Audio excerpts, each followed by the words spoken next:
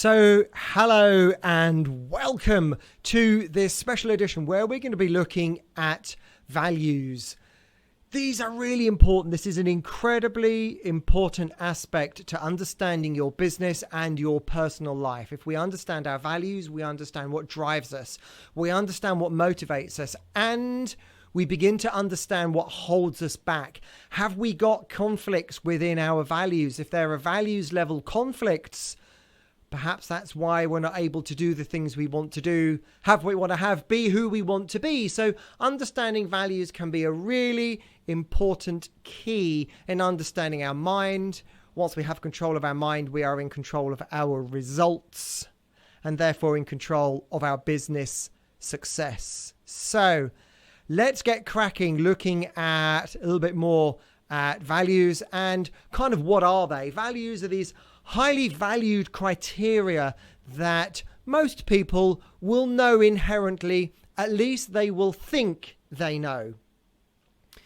They are attitudes, they're core beliefs, and they are belief systems that we have been brought up with. And I'm going to show you a slide in a moment that explains where values come from. Now, it is really important to say here that a full and proper values elicitation can only be done with a coach, someone there digging and prodding whilst you do the work on yourself and you give the answers to that coach. However, what I'm going to give you here gives you a really good understanding and deep insight into values, some exercises that you can do on your own, on yourself, to help you understand a little bit more, and you may have some really good realizations as we go through this. So values are imprinted from a wide range of sources, and that starts at the age of 0 to 7. This what Massey calls the developmental stage, and the imprint stage. And the imprint stage is really whereby we just look at our role models in life, our parents, and we do what our parents say. Those values are just imprinted on us without question. As we then get older, ages 7 to 14, we then start to model those values and try those values on ourselves and see, well, what happens if I go about the world and I do these things and I adopt these values? What happens? And of course, this is all unconsciously. By the age of about 14 to 21, we start to listen to other sources. We listen to our friends, to our peers, to the media, to people who we find influential. And it's at this stage, the 14 to 21-year-olds, where we're looking for to outside external sources. So we've just blindly adopted what our parents said. We've tried those values out for ourselves by modeling them. And now we're looking to external sources, to our friends in the socialization period.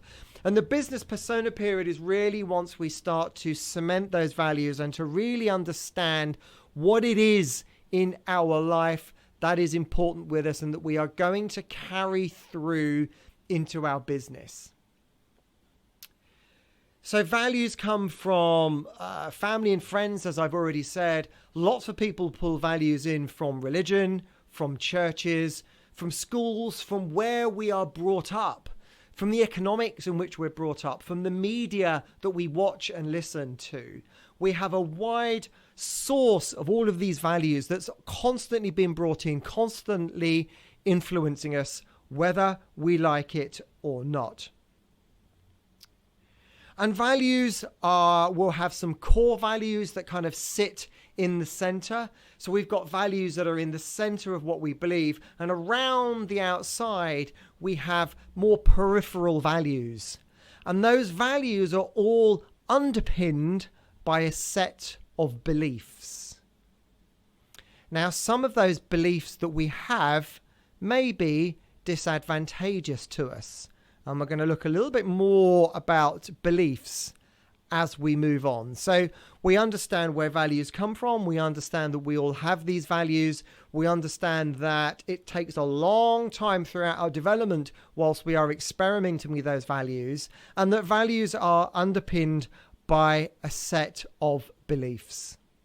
So now I want to move on to I'm going to call this section elicitation, but I use that reservedly because we usually use that term when you're working directly with a coach. However, you can do some of this yourself. So I want you to sit in a quiet place. Make sure that you've got some time and some space around you to listen to what I'm going to say. You may want to make notes. And you may want to make notes on post-it notes so that you can write things down and then reorder and re-sequence them. So the first question I would like to ask you is, very simply, what are your values? Now, very often values will overlap between business, family, relationships, health, and spirituality. Values very often overlap, but I think it's also very useful to think about those different areas independent of one another. So right at this moment in time, think very clearly, very specifically, and ask, what are your values for work? Start to write them down on post-it notes, and you may want to pause this whilst you do that. And I would like you to have at least 5 values written down. We are looking at things like money, love, caring, reciprocation, altruism. These kinds of things are values. So what are your values? What do you value? What is important to you and your life in work? Pause the video, write down 5. When you've written down 5, come back. So if you're back, I'm now assuming that you have 5 values written down. What I would now like you to do is to start to sequence them. And the way you sequence them is to take the one that you think might be your top. Take that value on a post-it note, lay it down on the floor. Now take the next value, put the 2 side by side and say, does this next value, is this more important or less important? So is it more or less? So we're going to assume for the sake of example, it's less. So we've now got 2 values. We now pick up another post-it note and we put the post-it note on the floor and we say, compared to the bottom one, is it more or less? If it's less, it will go down to position number 3. If it's more, it will go to position number 2 and the other one will drop down to position 3. Now we say, well, is it more or less than the one we have at the top? If it's more, we resequence. If it's less, they stay where they are. Now we bring out your 4th value. So now you've got 3 written down and we start at the bottom. Is it more or less? And we repeat the process over and over with all 5 of your values until you have a list, a hierarchy. Now, this is where a coach will work with you. So you can do that bit on your own. A coach will work with you on the next step, but you can do some of this yourself. So the next question I want to say is, if you had all of those values, so read them out. If I had 1, 2, 3, 4, 5, what would make you leave your place of work? So let's say you're at work and you've got all 5. What would make you leave? What would make you leave? Now, whatever's made you leave is more than likely a value. It's more than likely a value that's not being fulfilled of one of those 5. So the next question is, what is that value? What is that value that causes you to leave the workplace where you have all of your top 5 values? What has caused you to leave? Write down that value. Now ask, where is that value? Is it more important than the last one or less? Is it more important than the fourth one or less? Work your way through to find out where your new value fits in. So you've left this workplace because something forced you to leave. And if you left, what would make you return? So now, what else do you want from that business? What other value would pull you back again? We may have another value. You might want to write that down. And this is where a coach will work with you to get you to leave, to come back, to leave, to come back, each time eliciting a new value. And I've done this with multiple people before, and every single time we come up with something new and different, which will very often slot into one of the top 3 of the values that we've already got. So now I want to look at conflict. And the question I want to ask is, let's take your top 3 values. Can you have value 1 and value 2 at the same time?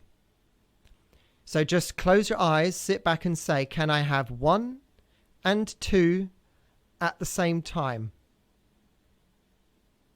Can I have value 2 and 3 at the same time? Can I have value 1 and 3 at the same time? And can I have all 3 at the same time? Or are there conflicts?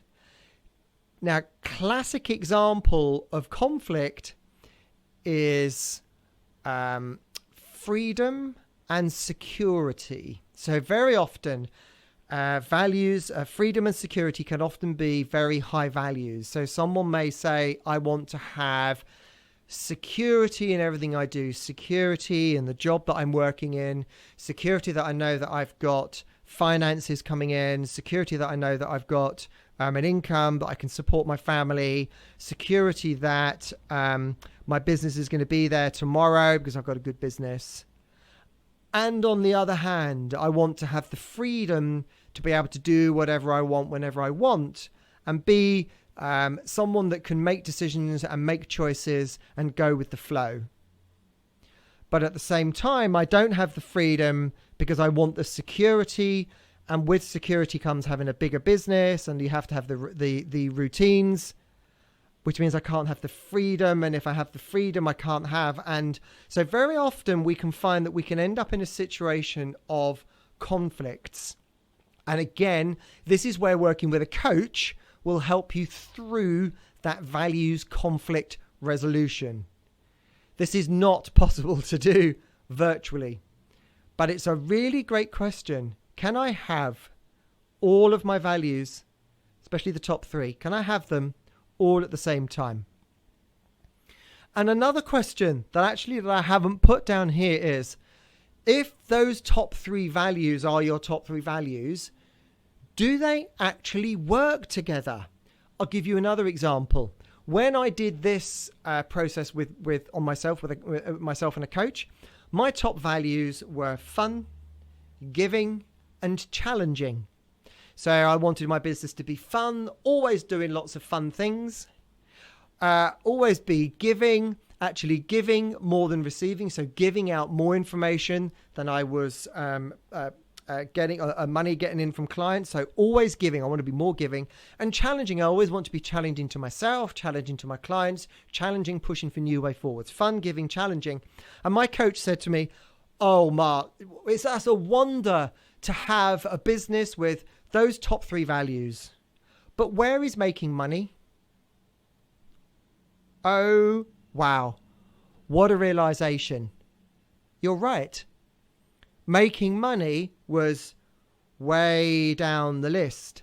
And ultimately, at the end of the day, if I'm going to have a successful business, I need to put a roof over my head. I need to pay for all this fancy equipment. I need to be able to create the content, and to create the content I need to have the platform and the money and the resource to do it. So I need to have the money. The business is nothing without the revenue. So then I had to look at my values and do some work to resequence them and to reorder them. And I'll go into a little bit of information about that as well in a moment. So now I want to look at something really much deeper. So let's just take your single top value, and I want to ask you, what does it get for you or mean for you? What does it get for you or mean for you? Now here's an example. So let's say we had the top 3 values were wealth, fame, and doing the right thing. For example, do the right thing is one of my values as well. But let's say wealth, fame, and do the right thing were your 3 top values. So we're going to go with wealth, first one. So we're going to say, what does it mean for you? What does wealth get for you? And you might say money. So fabulous. That's brilliant. That's money. What does money mean? What does money mean for you? Well, it means riches, having abundance, having lots of things there. The ability to buy what I want, when I want, go and get what I want when I want, which is great. I'm not here to criticize that. I'm here to work on this as a value. So we would say, okay, riches. Now, the next question is really important. What is the opposite of that? And you might say poverty.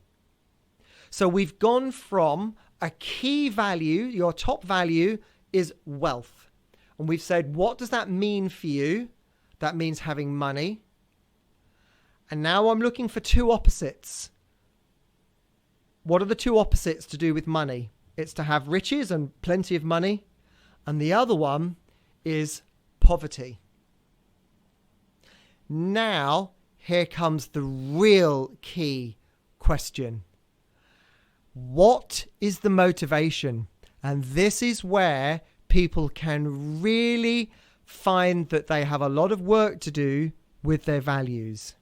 So if we look at values, if we look at poverty and we look at riches, are you towards or away from? Now, again, let me give you a fabulous example.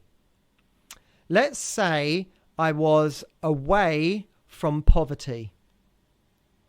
So I could be away from poverty, I could be towards riches. Let's say I was away from poverty. So let's say poverty is over here. So this is poverty. So poverty is over, let's say, to your left. And riches are towards the other way, completely the opposite direction.